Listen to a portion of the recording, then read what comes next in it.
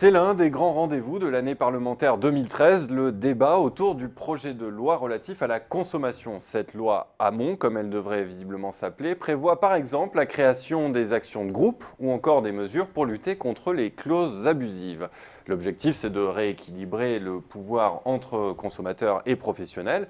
Mais il y a aussi des points oubliés dans les 70 articles du texte. C'est ce que va nous expliquer mon invité Philippe Moati. Philippe Moati, bonjour. Bonjour. Alors vous êtes économiste, professeur d'économie à l'Université Paris Diderot, coprésident de l'Obsoco. Alors si on prend le texte dans sa globalité, que faut-il en penser?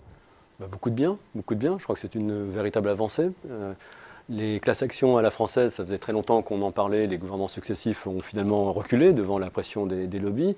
Donc là, je crois que c'est une très forte avancée dans le droit français, dans la protection du consommateur. Mais il n'y a pas que ça dans le projet de loi. Il y a beaucoup d'autres choses qui combinées, permettront de faire la chasse aux comportements un peu délictueux, rares, mais qui arrivent de la part d'un certain nombre d'industriels ou distributeurs peu scrupuleux.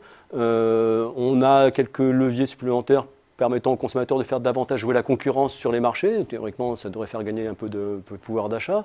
Donc moi, globalement, je suis satisfait de cet ensemble de mesures. Je pense qu'on fait un progrès considérable. Mon principal regret, peut-être, serait que j'ai l'impression qu'on a surtout comblé un retard. C'est des choses qui auraient dû être adoptées depuis déjà un certain temps.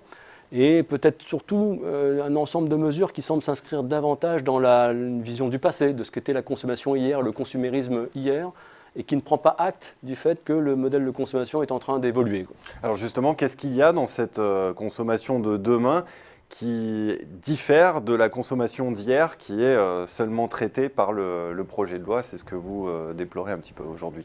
Alors, on observe très clairement que du côté des consommateurs, il y a actuellement la diffusion d'une aspiration à consommer différemment, et qui est la conséquence de la conjugaison d'un certain nombre de facteurs. D'abord, la prise de conscience des enjeux un peu sociétaux, environnementaux de la consommation. Donc on a envie de faire un geste pour des grandes causes à travers les petits gestes du quotidien. Consommer mieux. Consommer plus responsable. Il y a évidemment la question du pouvoir d'achat qui est sous tension depuis maintenant un certain temps. Et ça fait à peu près 10 ans que les Français sont majoritaires à considérer que leur pouvoir d'achat se dégrade. Et donc forcément on ne consomme pas de la même manière lorsque la ressource pour consommer ce tarit. Et puis les nouvelles technologies ont offert de nouvelles opportunités pour consommer différemment.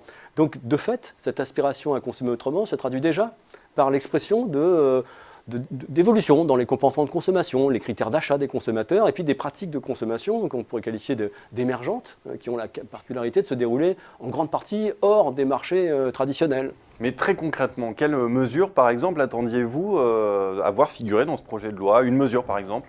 Il y a une mesure qui me tient particulièrement à cœur, qui à la fois répond à cette demande des consommateurs de consommer mieux, mais qui aussi nous permettrait de commencer à faire face aux défis écologiques que nous avons encore largement devant nous. Nous savons que notre modèle de consommation n'est pas tenable, n'est pas soutenable à moyen terme, et qu'il est urgent de modifier notre manière de consommer et de produire, évidemment, pour satisfaire les besoins des gens.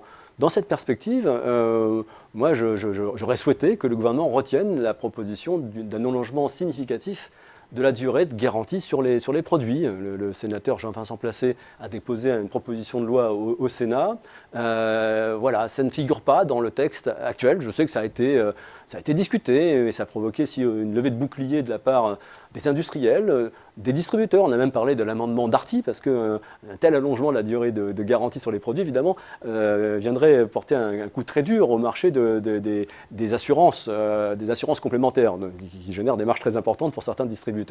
Donc cette mesure, l'allongement de la durée la durée de garantie sur les produits, il est bien durable, me paraît manquer cruellement à ce projet de loi. Il manque également peut-être un ensemble de dispositifs qui aideraient les consommateurs à mieux consommer, notamment améliorer l'information sur les produits. On a fait des grands progrès sur l'affichage environnemental, mais je pense qu'il reste encore beaucoup à faire, déjà sur l'impact environnemental, mais au-delà, sur les caractéristiques du produit, que souvent le consommateur ne découvre réellement qu'une fois qu'il a acheté, ce qui est source réellement de déception. Des informations sur le coût d'usage.